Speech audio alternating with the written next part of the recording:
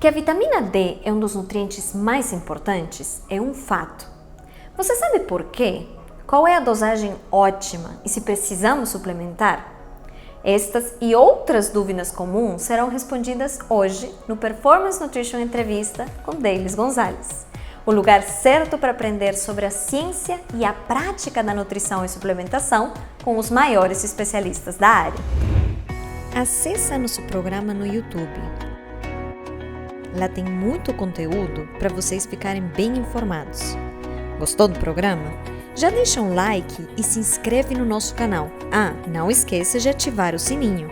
Escreva aqui nos comentários suas dúvidas de alimentação e suplementação. Sua pergunta pode ser selecionada para um próximo programa. Nosso convidado de hoje é o Pedro Bastos, um grande profissional da área reconhecido internacionalmente.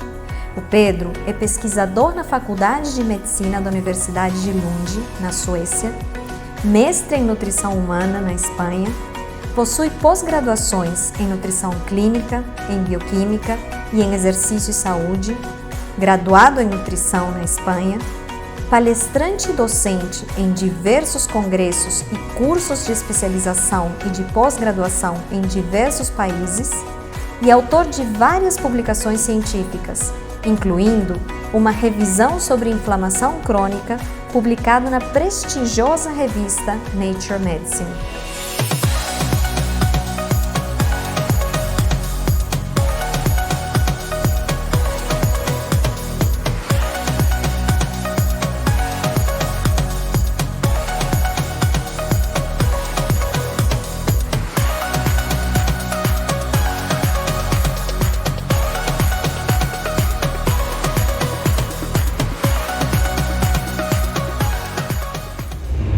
Pedro, mais uma vez, um imenso prazer te receber no programa e hoje com um tema extremamente especial, né?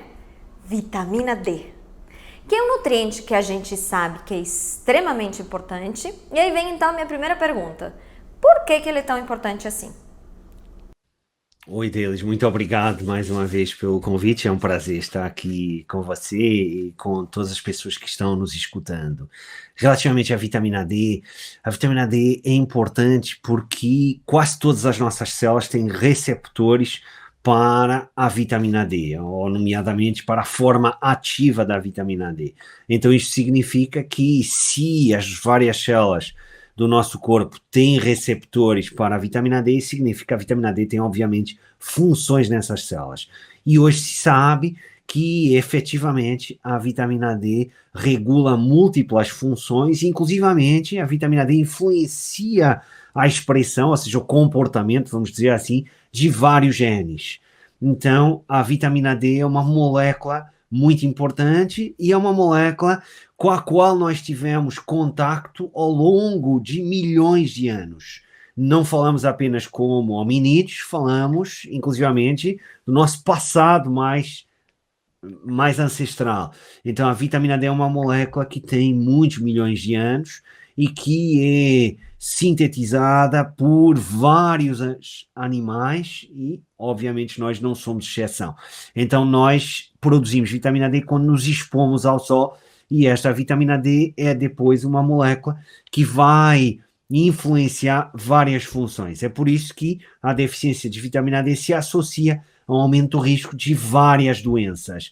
Não podemos dizer que a vitamina D é uma cura para várias doenças, como algumas pessoas pensam, que é uma panaceia, que é uma solução milagrosa. Não, é simplesmente uma molécula que nós produzimos ao longo de grande parte da nossa história evolutiva e que só nos últimos anos, com várias alterações do nosso estilo de vida, e nomeadamente com menor exposição solar, é que começamos a produzir em menor quantidade e isso, obviamente, vai ter consequências.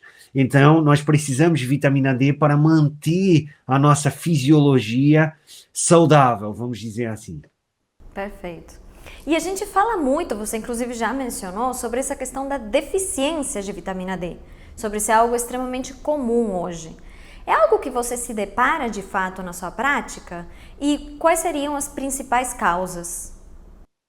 Sim, infelizmente parece ser que várias pessoas apresentam níveis inadequados de vitamina D. E isso pode ser explicado por vários fatores. Algumas pessoas estão sendo medicadas com alguns fármacos que poderão contribuir para uma menor absorção de vitamina D ou poderão comprometer depois, vamos dizer assim, a ativação da vitamina D, porque vamos um pouquinho mais atrás. Quando nós ingerimos vitamina D ou a produzimos na nossa pele por ação do sol, nomeadamente da radiação ultravioleta B, essa vitamina D depois vai ter que ser convertida em outras formas. Então, vamos ficar apenas com estes. Eu não gosto de vos incomodar com nomes muito técnicos, mas vamos ficar apenas com estes porque vão facilitar algumas coisas que nós iremos falar hoje. Então, a vitamina D ela é convertida numa outra forma chamada 25-hidroxivitamina D. E essa forma, ela é produzida por várias células, mas essencialmente a grande produção ocorre no fígado. E depois essa 25-hidroxivitamina D vai ser convertida na 1-alfa-25-D-hidroxivitamina D, e este palavrão significa apenas forma ativa da vitamina D. Então, esta forma ativa da vitamina D é aquela que vai se ligar ao receptor de vitamina D e influenciar, por exemplo, a expressão de vários genes em muitas células, incluindo células do sistema imune, ao que hoje estamos constantemente pensando por conta da pandemia que estamos vivendo. Então, a vitamina D, ela tem que ser convertida na 25-hidroxivitamina D e depois esta na forma ativa da vitamina D, na 1,25. Vamos facilitar e utilizar este termo. E esta 1,25 é que vai ter, então, os vários efeitos. Então, existem alguns fármacos que podem comprometer a conversão da vitamina D na 25-hidroxid ou da 25-hidroxid na 1,25, por exemplo. E, além disso, existem doenças que também podem comprometer isto. Por exemplo, doenças hepáticas podem comprometer a formação desta molécula intermédia, que é a 25-hidroxivitamina D. Doença renal pode comprometer a formação no rim, sendo que várias outras células produzem, mas o rim é um órgão também muito importante para a produção de vitamina D, então podem comprometer a produção na forma ativa de vitamina D. E depois existem, além de tudo isso, doenças que afetam também a absorção de vitamina D. Então, doenças ao nível intestinal podem fazer isso. Mas estes fatores, que são importantes, não são os fatores principais. Também não são fatores principais os fatores genéticos, que existem e que também contribuem para uma menor absorção, menor transporte e menor metabolização da vitamina D ou maior excreção da vitamina D, ou seja, maior conversão da vitamina D ou dos seus vários metabólitos em metabólitos inativos que nós podemos até excretar em alguns casos. Mas os fatores principais são a obesidade. Então sabemos que o indivíduo obeso tem um sequestro de parte da vitamina D por parte do tecido adiposo, uma vez que a vitamina D é uma molécula que gosta de gordura, então ela pode ser sequestrada pelo tecido adiposo, o que significa então que um obeso pode precisar de uma dose superior de vitamina D do que um indivíduo que não tem excesso de gordura corporal. Depois temos também outros fatores, como a idade. Então sabemos que indivíduos mais velhos poderão ter menor produção de vitamina D quando se expõem ao sol. Por quê? Porque a matéria-prima utilizada para a produção de vitamina D, quem quer saber um pouco mais, se chama 7-deidrocolesterol, que está presente na nossa pele, mais especificamente na nossa epiderme. No indivíduo mais velho poderá estar presente numa quantidade mais baixa. Então isso significa que, havendo menos matéria-prima para a produção de vitamina D, quando esse indivíduo se expõe ao sol, a sua produção de vitamina D vai ser menor do que no indivíduo jovem. Então esse é outro fator importante. Depois temos também, além de tudo isto, o tipo de pele. Então sabemos que pessoas com uma pele tipo 1, tipo 2, pessoas, por exemplo, cuja origem, cuja ancestralidade vem do norte da Europa, por exemplo. Então, Suécia, Dinamarca, Noruega, até a Alemanha, Holanda, essas pessoas têm uma pele normalmente tipo 2, tipo 1. Então estamos falando de pessoas com uma grande despigmentação. o que significa que estas pessoas, quando se expõem ao sol, se queimam muito facilmente, então têm riscos mais elevados de poderem ter câncer de pele, envelhecimento precoce e outras consequências adversas do excesso de exposição solar, mas tem um benefício que é poderem, com menos tempo de exposição, produzirem mais vitamina D. Já pessoas com uma pele, por exemplo, no outro oposto, tipo 5, tipo 6, pessoas, por exemplo, cuja ancestralidade é o sul da Índia, é a Papua Nova Guiné, por exemplo, ou é a África, essas pessoas precisam, porque tem o maior teor de melanina na pele, que funciona como um protetor solar, o que é óbvio, porque estamos falando de pessoas cuja origem é um ambiente com muito sol. Então, como é óbvio, a pele se adaptou a esse ambiente de muito sol e levou a que as pessoas tivessem constitutivamente maior conteúdo de melanina, que é um protetor solar. E isto é muito importante para evitar os vários danos do sol, mas, por outro lado, faz com que as pessoas tenham que se expor durante mais tempo ao sol para produzir a mesma quantidade de vitamina D que uma pessoa com uma pele tipo 1 ou tipo 2 precisa.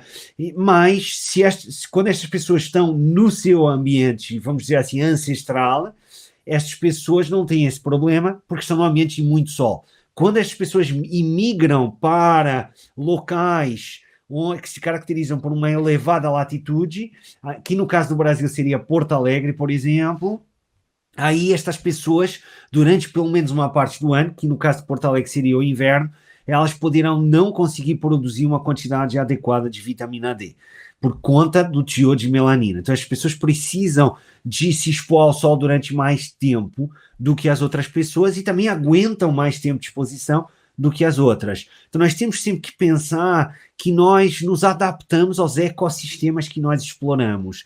E um não é melhor do que o outro, simplesmente um está mais adaptado para um ecossistema e o outro para outro. Então uma pessoa de origem africana está muito bem adaptada para um ambiente tropical, equatorial, subtropical, e no caso do Brasil, vocês têm isso em várias regiões do Brasil. Uma pessoa cuja ancestralidade é o norte da Europa já não se dá bem com esse tipo de ambiente. E nós temos um exemplo muito conhecido, que são os australianos, cuja origem é o Reino Unido. Então, os indivíduos australianos, com exceção dos aborígenes australianos, os nativos originais da Austrália, que têm uma pele tipo 5, tipo 6, estão muito bem adaptados para o sol, mas se pensarmos nos outros que vieram do Reino Unido, cujos ancestrais vieram do Reino Unido, essas pessoas ainda não tiveram tempo suficiente, porque a evolução demora tempo, de adaptação àquele ambiente que é a Austrália, que em muitas regiões também tem muito sol, e essa é a razão pela qual a Austrália é um dos países do mundo com maiores taxas de melanoma, por exemplo, e de outros tipos de câncer de pele. E, por outro lado, nós temos pessoas de origem africana ou de origem paquistanesa ou indiana, vivendo em Inglaterra, vivendo na Suécia, onde temos maior prevalência de raquitismo já em crianças, hoje em dia. Então, nós temos sempre que pensar que nós temos que nos adaptar aos vários ambientes onde estamos. Então, tipo de pele é outro fator importante. Depois temos a latitude, sobre o qual eu já mencionei muito rapidamente. Então, se você vive numa latitude acima de 30 graus, norte ou sul, no inverno você pode não conseguir produzir vitamina D, mesmo que esteja sol. Para o conseguir, você tem que estar exposto durante muito mais tempo. Já no verão, você consegue produzir uma quantidade de vitamina D adequada com muito menos tempo. Então, tudo depende do local onde você está e também da hora do dia. Se você se expõe logo na primeira hora do dia ou na última hora do dia, a quantidade de vitamina D que você vai produzir vai ser muito pequena comparativamente a se expor no meio-dia, por exemplo. Claro que os riscos de se expor no meio-dia também são mais altos. Então, temos que jogar também com isto. Depois, além disto, existe o clima também. Se estiver o sol escondido, por exemplo, um dia nublado, você tem menos radiação ultravioleta B chegando na superfície, e isso significa que menos vitamina D você vai produzir. Se estiver também num ambiente muito poluído, você vive em São Paulo, sabe isso muito bem, uma cidade que eu conheço muito bem e que gosto bastante. São Paulo é aquela cidade que corresponde àquele ditado que é primeiro estranha-se, depois entranha-se. E São Paulo é assim, é uma cidade que eu gosto muito, mas é uma cidade que tem infelizmente, em várias regiões, muita poluição. E sabemos que isso pode também evitar a chegada da radiação ultravioleta B e impedir a síntese de vitamina D ou reduzi-la muito.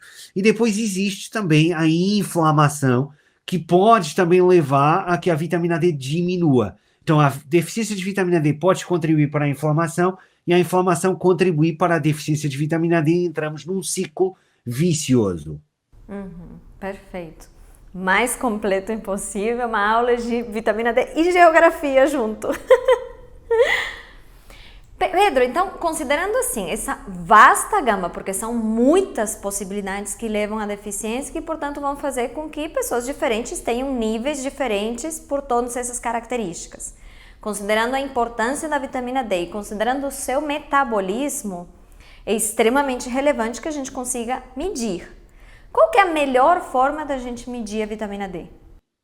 Apesar de ter limitações, a forma que está recomendada por várias instituições e que tem mais estudos é a 25-hidroxivitamina D no soro ou no plasma. Então é essa que deveríamos medir, 25-hidroxivitamina D. É isso que o seu médico ou nutricionista deveria pedir no exame de sangue. Tá certo. E quando a gente olha para o parâmetro laboratorial, né, quando a gente pede a 25-hidroxi, a margem é bem ampla do que é considerado normalidade. Inclusive, há um tempinho atrás, aqui no Brasil, esses valores de normalidade caíram até. A gente pode trabalhar com essa margem com segurança? Sim, para a maioria das pessoas, o que se recomenda hoje em dia são 30 a 60 nanogramas por mililitro, sendo que talvez o ideal seja 40 a 60 nanogramas por mililitro. Eu sei que existe controvérsia nisto, apesar de existirem vários estudos que suportam o que eu estou dizendo, eu sei que isto não é algo totalmente consensual. Então, sabemos que alguns pesquisadores e algumas instituições falam de valores acima de 20 nanogramas por mililitro e dizem que valores acima de 20 nanogramas por mililitro já estão muito bem, que não temos que nos preocupar e ir além disso. No entanto, existem várias linhas de evidência e eu não quero vos aborrecer com isso, só peço então que confiem no que eu estou dizendo. Existem várias linhas de evidência sugerindo que valores um pouco mais altos do que isso, estão acima de 30 nanogramas por mililitro, talvez a partir de 40 sejam o ideal e não valores acima de 20. Por outro lado, também existem aqueles que falam em valores muito altos de 25-hidroxivitamina D. E sem, obviamente, querer criticar alguns protocolos que existem com doses muito altas de vitamina D, o que eu diria é que esses protocolos são protocolos médicos e que são feitos sob supervisão médica, em que o médico sabe muito bem o que está fazendo e tem várias preocupações e vai monitorizando regularmente vários exames e dessa forma consegue minimizar os potenciais riscos. E existe alguma evidência, ainda que do que eu conheço, ela não é ainda forte, de que talvez em algumas doenças, como algumas doenças autoimunes, doses mais altas de vitamina D possam ser interessantes, e de facto existem alguns protocolos que utilizam doses muito altas, mas aí eu já não entro, já não está, na minha opinião, no âmbito do nutricionista. Então, no âmbito do nutricionista está aquilo que é fisiológico. E como é que nós sabemos o que é fisiológico? Simplesmente olhando para quanto é que você consegue produzir quando se expõe ao sol, corpo inteiro, e quanto é que indivíduos que se expõem ao sol o ano todo, e que estão em regiões com muito sol, têm de 25-hidroxivitamina D no soro ou no plasma. E isso tudo me leva, então, a concluir que 40 a 60 nanogramas por mililitro talvez seja o ideal. Perfeito, fantástico. Que resposta direto ao ponto, porque a gente tem realmente essa imensa controvérsia aí na literatura de valores sendo aceitos menores, mas também tem, e era até minha próxima pergunta, então você já adiantou, também tem muita preocupação com o lado da deficiência, mas tem muita gente empurrando para que a gente use valores tão altos que aí a gente passa até alguns riscos. Mas a sua colocação da monitorização, disso ser feito um trabalho específico com o médico, eu acho absolutamente perfeita. Tudo tem que ser muito ponderado caso a caso, né? Então, pensando nessa margem de 40 a 60, a gente está numa margem ótima e de segurança. Sim, mas apesar disso, apesar do que eu disse, existem sempre exceções. Então, não há regra sem exceção, não é? Então, aqui também não é o caso também. Então, nós podemos, em alguns casos, ter uma das consequências do excesso de vitamina D, que é a hipercalcemia, ou seja, um excesso de cálcio no sangue, que pode ter várias consequências adversas, e antes da hipercalcemia, podemos inclusivamente ter um excesso de cálcio na urina, que pode, em alguns indivíduos, não todos, pode levar à formação de cálculos. Então, a nefrolitíase, chamadas pedras no rim. Então, isso pode também acontecer. E pode também acontecer a calcificação dos tecidos moles, a calcificação das artérias, por exemplo. Então, existem indivíduos que, mesmo com valor baixo, de 30 nanogramas por mililitro, já podem ter uma hipercalcemia, que são uma exceção, mas eles existem. Pessoas, por exemplo, que têm uma doença autoimune chamada sarcoidose, ou pessoas que têm uma outra doença autoimune chamada doença de Crohn, há muitos anos, e que não são todos os pacientes com doença de Crohn. Também em cada doença existem indivíduos diferentes. Então, nós temos que personalizar também.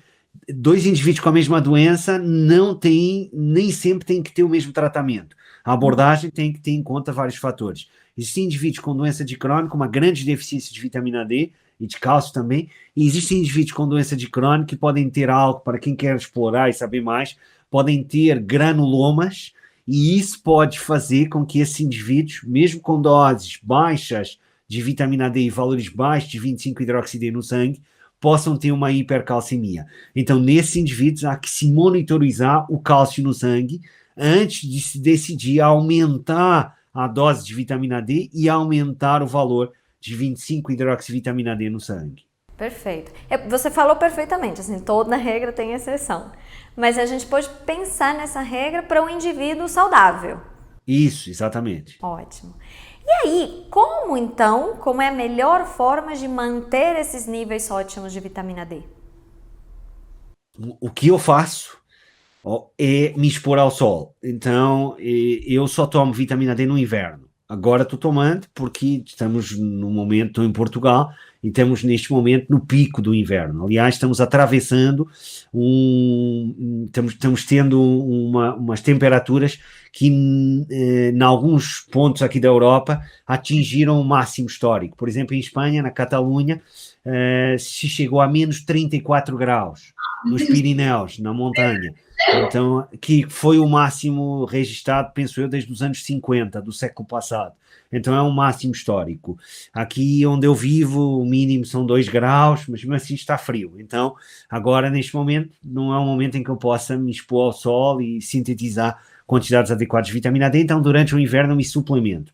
Mas quando chega a primavera, e continuando durante o verão e até o outono, enquanto está sol, o que eu tento fazer é me expor ao sol, pelo menos em braços e pernas. Essa é a forma que eu tenho de poder manter níveis adequados de vitamina D.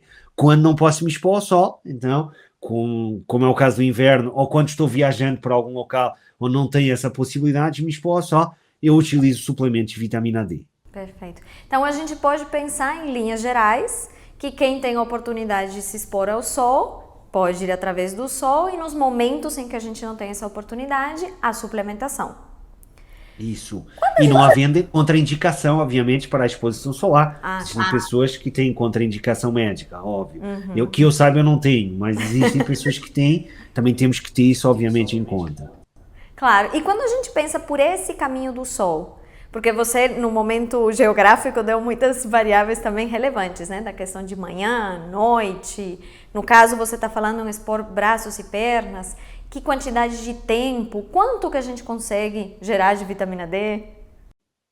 Então, isto vai depender de vários fatores. Primeiro, para simplificarmos, vai depender do tipo de pele. Então, se você tem uma pele tipo 2, por exemplo, que é o que eu acho que é a sua pele, a minha pele é uma pele tipo 3, você, ao se expor, por exemplo, no verão, naquele horário que é a chamada hora do inferno, se você se expuser durante essa hora, durante 10 minutos, isso talvez para si seja totalmente adequado. Mas um indivíduo com uma pele tipo 6, por exemplo, precisaria de estar talvez 5 ou 6 vezes mais do que você exposto ao sol. Então, tudo vai depender do tipo de pele, da hora do dia e da estação do ano. Então, no caso do Brasil, algumas regiões isso é relevante, noutras regiões não é relevante. Se nós vamos para o Nordeste, por exemplo, no Nordeste só existe, eu brinco sempre, quando vou para o Nordeste, digo isto com inveja, mas só existem duas estações, que é o verão e a estação de trem. Então, aí você não tem essa variação significativa. Mas você vai para outras regiões do Brasil, mais para o sul, você tem variações significativas. Então, se vamos para Santa Catarina, por exemplo, para o Paraná, para o Rio Grande do Sul, você tem essas variações, que são muito claras e idênticas às que eu tenho aqui na Europa. Então, aí sim, as coisas vão ser diferentes. Mas vamos utilizar uma regra que é mais fácil. Então, o que você deveria fazer é, um dia, você escolhe um determinado dia, por exemplo, no verão, em que você se expõe ao sol. Você expõe braços e pernas. E você se expõe durante um determinado tempo e esse tempo é o tempo mínimo necessário para você ter um eritema. Então, que a pele ficar ligeiramente irritada. Não é uma queimadura, como é óbvio, é ligeiramente irritada. Que no seu caso seria a pele ficar, por exemplo, cor-de-rosa. Então, isso é um eritema. Então, o que é que você deveria fazer a partir daí? Você sabe que às 11 da manhã, no verão, naquela praia, você, quando se expõe ao sol, você fica, se expuser durante meia hora, você fica com essa pele um pouco irritada, tem um eritema. Então, o que você deveria fazer a partir daí é naquele horário, naquele horário, naquela estação do ano, naquele local, você se expor durante metade do tempo, durante, então, 15 minutos no seu caso. Se você se expuser durante metade do tempo necessário para no dia seguinte ter um eritema e fizer isso em braços e pernas, você produz entre 2.000 a 3.000 unidades de vitamina D3, o que para muitas pessoas é suficiente para manter níveis adequados. Se estivermos falando de alguém com uma deficiência severa, então aí o que eu recomendaria não era se expor durante mais tempo, mas expor o corpo inteiro. Okay? Expor maior área. E se estivermos falando de um idoso, o idoso então o que tem que fazer é expor maior área, não é expor mais tempo, porque o risco de ter danos na pele também no idoso é superior ao indivíduo mais jovem, porque os mecanismos de reparação não são idênticos. Então, no idoso, o que eu recomendaria seria aumentar a área exposta, então em vez de expor apenas braços e pernas, expor também o tronco, ok? Então, aumentar a área de exposição é sempre mais seguro do que aumentar o tempo. Mais 50% do tempo necessário para ter um eritema em braços e pernas lhe leva a 2 a 3.000 unidades de vitamina D sendo produzida pela sua pele. Perfeito, extremamente prático. E essa questão da exposição dessa área, a gente está falando sem protetor solar, né? Sim, claro, porque o protetor solar o que vai fazer é filtrar ou bloquear a radiação ultravioleta A e B.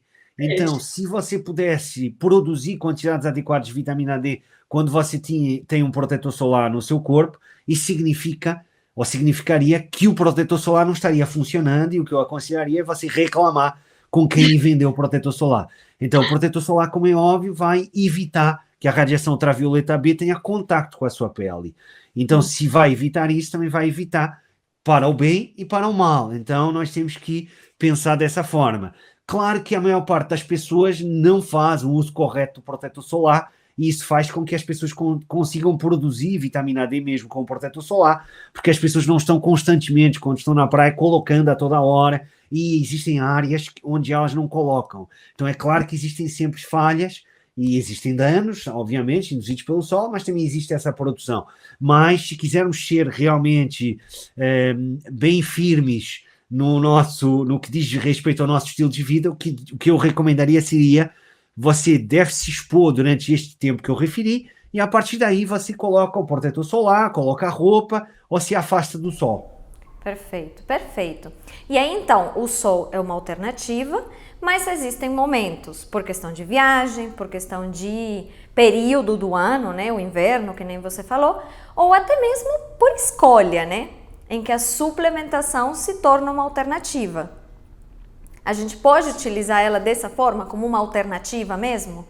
Eu não quero me expor ao sol, eu quero pegar vitamina D através da suplementação. Tudo bem? Tudo bem, só dizer isto, antes de falarmos um pouco sobre a suplementação, que um suplemento de vitamina D nunca vai substituir os efeitos do sol na sua plenitude, porque o sol tem muito mais efeitos além da vitamina D. A vitamina D é uma das várias moléculas que nós produzimos quando nos expomos ao sol. Então não podemos esquecer isso, e várias dessas moléculas têm efeitos fisiológicos já demonstrados. Outras estão sendo estudadas, mas se pensa que também têm efeitos. Então é importante nós termos isso presente. A vitamina D é uma molécula muito importante, mas existem várias outras e existem outros efeitos do sol que são também importantes. A própria luz é importante para regular o ritmo circadiano e regular o nosso humor. A radiação ultravioleta A, por exemplo, que não leva à produção de vitamina D e que até pode destruir vitamina D, a radiação ultravioleta A, ela reduz a pressão arterial diastólica, por exemplo. Então, nós temos vários efeitos que são decorrentes da exposição solar. Alguns são, obviamente, adversos, tudo depende também de quanto nós nos expomos. Outros são claramente benéficos. Então temos que pensar nisso. Mas quando não é possível a exposição solar, como você disse, podemos usar um suplemento de vitamina D. E como é que nós podemos saber quanto é que nós vamos tomar de vitamina D?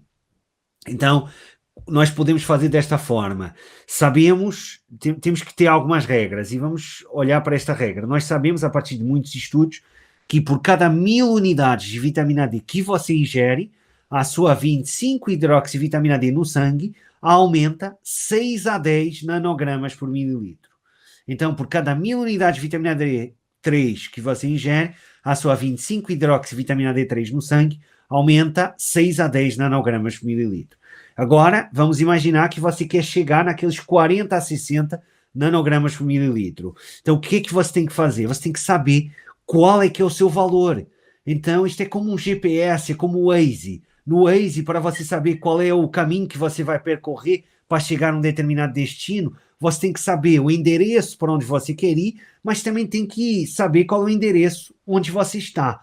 Normalmente, como você tem isso acionado no seu celular, o próprio Waze tem acesso a esses dados de GPS e consegue ter a geolocalização e ele próprio sabe. Mas no caso da suplementação de vitamina D, você tem que saber qual é a sua geolocalização. Então você tem que saber qual é o valor que você tem hoje e depois saber qual é o valor que você quer ter amanhã. Então você sabe que o valor que tem hoje é X e amanhã é 40 a 60 e a partir daí, utilizando esta regra, você suplementa. Vamos dar um exemplo. Vamos imaginar que você tem 10 nanogramas por mililitro. Você quer chegar a 40 a 60. Quanto é que você tem que ingerir? Tem que ingerir 3.000 a 5.000 unidades de vitamina D. Vamos imaginar que você tem 30. Quanto é que você tem que ingerir? 1.000 a 2.500 unidades de vitamina D. Vamos imaginar que você já tem 60. Talvez você não precise ingerir vitamina D ou tenha que ingerir uma quantidade pequena, 1.000 unidades será suficiente, ou menos do que isso, para manter os valores. Se você tem 100, por exemplo, talvez você não deva se suplementar com vitamina D. Tudo depende também do objetivo. Como é óbvio, se for um médico que está prescrevendo é outra coisa, mas se não for, talvez nesse caso você não o deva fazer. Então, nós temos que ingerir a dose que é adequada para nós e só para nós. E esse aumento que você está falando é em quanto tempo? 3 meses, mínimo. Com estas doses. Se forem aquelas doses muito altas que alguns médicos prescrevem, você atinge isso em muito pouco tempo. Mas as doses fisiológicas, sendo que o fisiológico é até 20.000 unidades, levam a um aumento da 25-hidroxivitamina D no sangue, que atinge o seu máximo ao final de 3 meses. Perfeito. Então, esses 8 a 10 é em 3 meses. Isso, 6 a 10 em 3 meses. 6 exatamente. a 10, perdão. Isso, perfeito. Pedro, mais uma vez, muitíssimo obrigada. Eu vou, inclusive, fechar esta parte com isso, porque eu quero ouvir de vocês. Eu quero que vocês coloquem nos comentários se vocês já têm o seu GPS, já têm a geolocalização. Vocês já dosaram a sua vitamina D? E fiquem com a gente, porque voltamos já já para respostas bem práticas de suplementação de vitamina D com o Nutri Responde.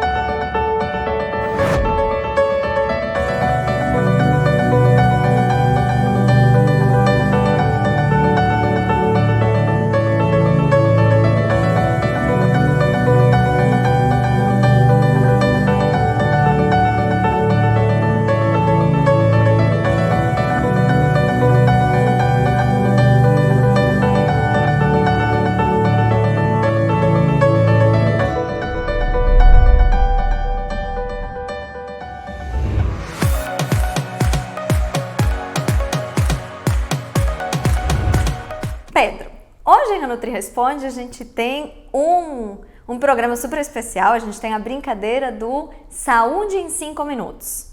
A gente recebeu antes várias perguntas de quem nos assiste e a ideia é a gente tentar responder o máximo de perguntas em 5 minutinhos.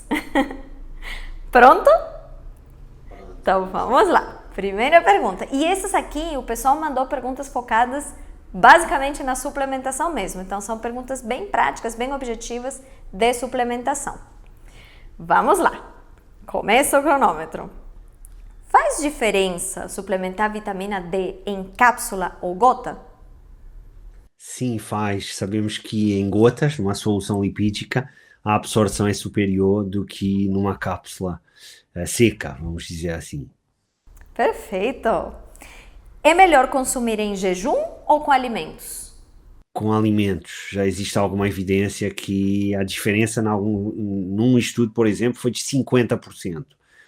Então, nas pessoas que ingeriram com uma refeição com mais gordura do que aqueles que ingeriram em refeições mais pequenas e com menos gordura. Então, talvez o ideal seja ingerir com a refeição onde comemos mais, ou seja, a maior refeição do dia talvez seja o ideal para maximizarmos a absorção. Perfeito. Tem um melhor horário para suplementar? A verdade é que não. Algumas pessoas acham que o ideal é suplementar de manhã, porque quando nos expomos ao sol, normalmente estamos nos expondo durante o dia, não à noite. Então, de manhã talvez fosse o ideal. Só que não podemos esquecer que quando nos expomos ao sol, a produção de vitamina D demora mais de 8 horas. Então, não importa que nós estejamos ingerindo a vitamina D de manhã, porque não vai ser igual àquilo que acontece quando nós nos expomos ao sol. Agora, existem algumas pessoas que relatam que quando ingerem à noite, o seu sono é pior. Então, talvez o ideal seja ingerir, por exemplo, na hora do almoço, porque acredito que para muitas pessoas a hora do almoço seja a hora em que as pessoas fazem uma ingestão mais calórica, com maior teor de gordura. E a gente falou no bloco anterior sobre essa questão de momentos de exposição ao sol ou momentos em que não é possível fazer a suplementação. Como é que fica a combinação desses dois? Então, o ideal seria nós, quando não dispomos ao sol, utilizamos suplemento. Uma forma mais prática é você, nos dias em que não consegue se expor ao sol, você ingere vitamina D. E nesse caso, como você está fazendo também exposição solar, eu recomendaria, para uma pessoa que não tem uma deficiência grave de vitamina D, eu recomendaria ingerir 1.000 a 2.000 unidades de vitamina D nos dias em que não se expõe ao sol. Não creio que seja, para muitas pessoas, necessário mais do que isso. Perfeito. Que já é a próxima pergunta, você já adiantou da vez passada, que era quanto suplementar em caso de deficiência. Mais uma vez, avaliar primeiro a sua 25-hidroxivitamina D e a partir daí você pode então definir a dose para chegar naquele valor de 40 a 60 nanogramas por mililitro, tendo em conta que por cada 1.000 unidades que você ingere, a sua 25-hidroxivitamina D no sangue aumenta 6 a 10 nanogramas por mililitro. Perfeito. E é necessário fazer a suplementação para a manutenção, se você não está conseguindo se expor ao sol? Porque, como é óbvio, as suas reservas de vitamina D existem, mas vão chegar um momento em que se esgotam. Então, você pode ficar algum tempo sem se suplementar, mas se você quer manter níveis adequados, você tem que continuar se suplementando. E nesse caso, para muitas pessoas, quando você já atinge o valor ideal, talvez 1.000 unidades possa ser suficiente, mas a melhor forma de você saber é a cada 3 meses você ir avaliando a sua 25-hidroxivitamina D. Se quisermos ser mais precisos, isso é o que eu recomendaria, avaliar sempre. Fantástico. Sempre tem que ter a geolocalização. Eu amei essa analogia fantástica. E é necessário em algum momento fazer algum tipo de washout ou pode fazer uso contínuo de vitamina D? Pode fazer o uso contínuo, a não ser que você tenha excesso, como é óbvio, ou tenha hipercalcemia, por exemplo. Mas se não tiver isso, pode fazer o uso contínuo, sim. No passado, os nossos antepassados que viviam em latitudes mais baixas também tinham uso contínuo, vamos dizer assim, porque se expunham ao sol. e o sol estava presente durante grandes partes do ano. Perfeito. E a última pergunta que o pessoal mandou é: quais são os benefícios da suplementação de vitamina D? Os benefícios da suplementação vão depender muito de se você tem ou não tem deficiência. Se você não tem deficiência, poderão existir benefícios nenhuns. Isso acontece com quase todos os nutrientes. Agora, tudo vai depender, porque existem pessoas que, quando têm deficiência de vitamina D, têm alterações no metabolismo ósseo, por exemplo, então a vitamina D pode ser importante para, juntamente com vários outros fatores, ela sozinha não faz isso, importante para manter a sua saúde óssea. Pode ser importante para manter também, vamos dizer assim, algumas funções musculares. Pode ser importante para prevenir alguns tipos de câncer, algumas doenças neurodegenerativas, doenças autoimunes, até doenças cardiovasculares. Então, tudo vai depender de você, ou seja, nem todas as pessoas vão ser afetadas da mesma forma pela deficiência de vitamina D, e vai depender de você ter ou não ter deficiência, porque pessoas que não têm deficiência poderão não ter nenhum benefício ao se suplementar, porque mais não é necessariamente melhor. Perfeito. E se a minha contagem está certa, a gente fechou em exatamente 5 minutos. Pedro, mais uma vez, assim, é um imenso prazer, de verdade, sempre conversar com você. Muitíssimo obrigada. E meu muito obrigada a todos vocês que nos assistem. Deixem o like no programa, compartilhem com os amigos e muito obrigada por estar aqui com a gente. A gente se vê. Muito obrigado a todos vocês. Até breve.